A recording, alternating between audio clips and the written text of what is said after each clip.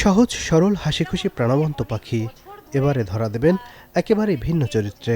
বলছি ওপার বাংলার দর্শকপ্রিয় অভিনেত্রী মধুমিতা সরকারের কথা, যে নায়িকা প্রথমবার যুক্ত হলেন বাংলাদেশি সিনেমায়। নির্মাতা এমডি ইকবালের আপকামিং মুভি গুলশানের চামেলি, এই ছবিটির সদ্যই আয়োজিত হল মহরত, যেখানে হাজির হন মধুমিতা সরকার, আজমিরি হক বাঁধন, আমিন খান, অনন্ত জলিল, রোজিনা, কাজী হায়াত, ওমর সানি সহ সিনেমার শিল্পী কুশলীরা।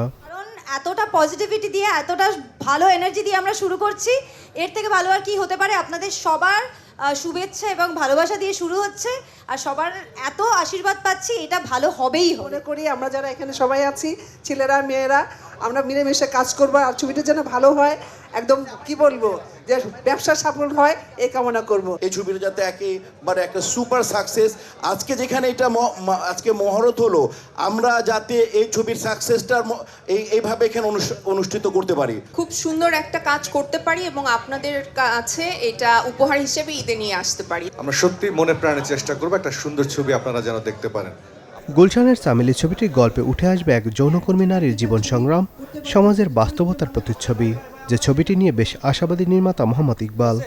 আমি একটু খুব অন্য, পুরোপুরি প্রস্তুত আমি বলবো একটু অন্য স্টাইল, আপনারা আমার জন্য দোয়া করবেন এবং বাংলাদেশের বাস্তব কিছু কিছু সিন আমি এই ছবিতে তুলে ধরব, যে বাংলাদেশে মধুমিতা সরকার আপনাদের পাশে অনেক সুনাম কামাবে এবং ওনারা ও যে কাজ করবে এই কাজের মাধ্যম দিয়ে আপনারা সারা জীবন মনে রাখবেন। আসছে বছরে ঈদ উৎসব ঘিরে মুক্তির পরিকল্পনা রয়েছে গুলশানের চামেলির। তার আগে আগস্টের প্রথম দিনে গণমাধ্যমের উপস্থিতিতে আয়োজিত হয় মহরত, যেখানে শিল্পী কুশলীদের সাথে উপস্থিত সবাই শুভকামনা জানান নির্মাতা এমডি ইকবালের আপকামিং এই সিনেমাটির। এই যে ছবির সূত্রে আমি এসেছি আর এত দারুণ একটা কাস্ট আমি পেয়েছি, আমার ভাগ্য এটা।